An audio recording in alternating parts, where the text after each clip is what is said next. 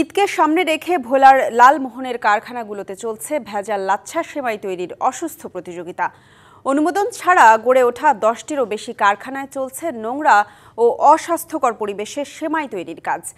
আর সেগুলো বিভিন্ন নামি দামি ব্র্যান্ডের চটকদার মোড়কে চলে যাচ্ছে স্থানীয় বাজারে। এদের থামাতে পদক্ষেপ নেই প্রশাসনের।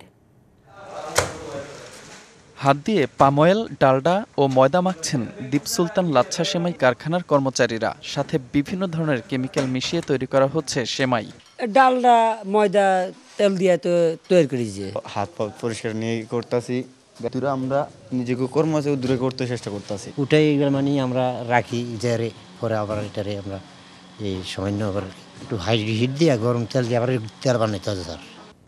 কালার এক্সপার্ট, জর্জ স্যাপ এবং মাইল্ড অন হ্যান্ডস টেকনোলজি সমৃদ্ধ অরিক্স ক্রিস্টাল ওয়াশ আপনার।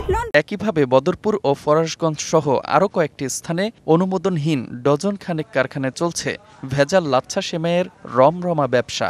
স্বাস্থ্যসম্মত নয়, এটা আমাদের স্বাস্থ্যের ঝুঁকি এবং পরিবেশের ঝুঁকি। জিজ্ঞাসা করলে কাগজ আছে, বিএসটির সিল তো মনে করেন আমাদের কাগজপত্র সব ওকে আছে, কোনো সমস্যা নেই। আমরা আসেন, আমরা কথা বলি, আসেন, আমরা আসেন। এগুলো তো এটা কন্টিনিউ কারখানা না, সিজনালি না, ওটার প্রয়োজন আছে, ওটা প্রক্রিয়াধীন নতুন ফ্যাক্টরি তো। শতভাগ মানসম্মত হয় সেটা বলছি না, কিন্তু তুলনামূলক অন্যান্য তুলনায় বলছি কিন্তু ভালো। যদিও রমজানের শুরু থেকেই অভিযান অব্যাহত রয়েছে দাবি প্রশাসনের। সেমাইয়ের যে অভিযোগটা আপনি তুললেন অস্বাস্থ্যকর পরিবেশে, এ বিষয়ে ভোক্তা অধিকার কর্মকর্তা সাম্প্রতিক সময় অভিযান পরিচালনা করছেন। আমাদের এই বিষয়ে নজরদারি আছে এবং আমরা অভিযোগ পেলে তাৎক্ষণিকভাবে মোবাইল কোর্ট পরিচালনা করব এবং সত্যতা পাওয়া গেলে আইনানুগ ব্যবস্থা নেব।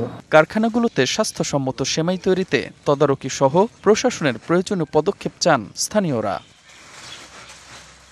DBC news desk.